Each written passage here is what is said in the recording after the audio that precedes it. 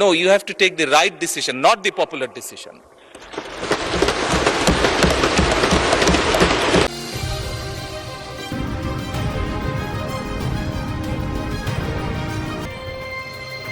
এই মুহূর্তে মাননীয় স্পিকার, আমার দলের সদস্যরা এবং ক্ষেত্র বিশেষ আমি দেখছি বিরোধী দলের বন্ধুরাও আমার কিছু কিছু কথায় টেবিল থাপড়াচ্ছেন। মাননীয় স্পিকার, এই যে চেয়ারটা আপনি দেখছেন, যেই চেয়ারে আমি এখানে বসছি আপনার সামনে মাননীয় স্পিকার, এই চেয়ারটি খুব কঠিন একটি চেয়ার মাননীয় স্পিকার। এই চেয়ারটি দেখলে মনে হয় বসতে খুব আরাম, আসলে মাননীয় স্পিকার মোটেও আরামের না।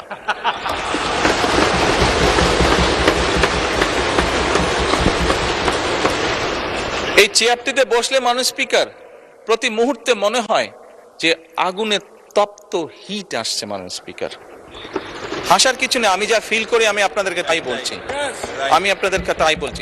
মাননীয় স্পিকার, এই চেয়ারের থেকে উঠে দাঁড়িয়ে আপনার সামনে বক্তব্যে আমি হয়তো অনেক পপুলার কথা বলতে পারতাম, যেটাতে আরো অনেক বেশি তালি হতো মাননীয় স্পিকার, কিন্তু এই চেয়ার আমাকে বলে যে আমি সবসময় পপুলার কথা বলতে পারি না, আমাকে সেটাই বলতে হবে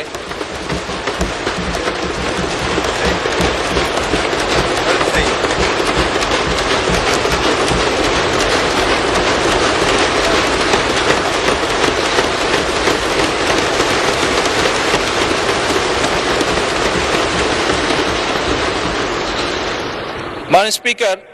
একজন রাজনীতিবিদ হিসাবে আমারও তো ইচ্ছা করে পপুলার কথা বলতে, যাতে জোরে জোরে তালি পায়, কিন্তু এই চেয়ার প্রতি মুহূর্তে আমাকে স্মরণ করে দেয়, no, you have to take the right decision, not the popular decision.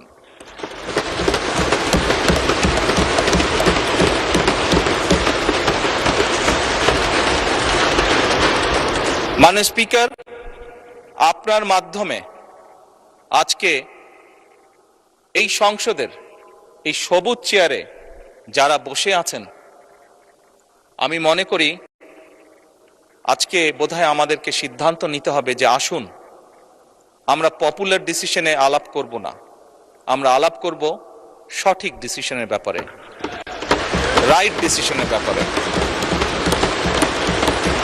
মাননীয় স্পিকার, আজকে এই সংসদ অধিবেশনের শেষ দিন, আজকে অধিবেশন শেষ হয়ে যাবে। আমার সংসদ নেতা হিসেবে আমার দলের সদস্যদের কাছে, বিরোধী দলীয় বন্ধুদের কাছে, সহকর্মীদের কাছে, সদস্যদের কাছে আমার অনুরোধ থাকবে যে আসুন আগামী অধিবেশন যেটি শুরু হবে সেখানে আমরা আলোচনা করব আমরা কত দ্রুত দেশে বিদ্যুতের সমস্যার সমাধান করতে পারি।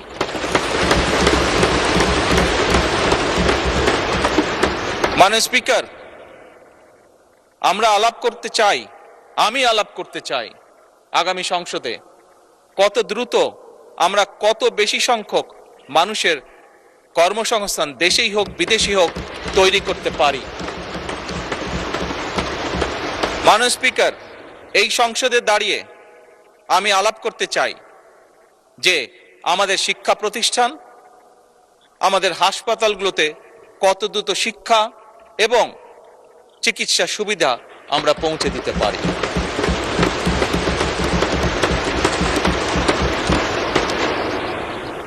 মাননীয় স্পিকার, দিনের কার্যবিধিতে আপনি যখন শুরু করেন, বিভিন্ন সময় বিভিন্ন সংসদ সদস্য বলে ওঠেন তার রাস্তায়, তার এলাকায় রাস্তা লাগবে, তার এলাকায় ব্রিজ লাগবে, কারো এলাকায় কালভার্ট লাগবে, স্বয়ং বিরোধী দলীয় নেতা ওনার এলাকার সমস্যার কথা বলেছেন। মাননীয় স্পিকার, আমরা যদি দেশের পরিস্থিতি স্থিতিশীল রাখতে না পারি, দেশে আমরা যদি অর্থনৈতিকভাবে শক্তিশালী করতে না পারি, মাননীয় স্পিকার, বর্তমান প্রেক্ষাপটে যেখানে 30 লক্ষ কোটি টাকার ঋণ নিয়ে এই সংসদ দেশ পরিচালনা শুরু করেছে, সেই দেশকে আমরা এগিয়ে নিতে পারবো না। আমরা যদি একটি স্টেবল গভর্নমেন্ট রাখি, আমরা যদি একটি স্টেবল পার্লামেন্ট এনশিওর করতে না পারি, মাননীয় স্পিকার, আমরা কোনোভাবেই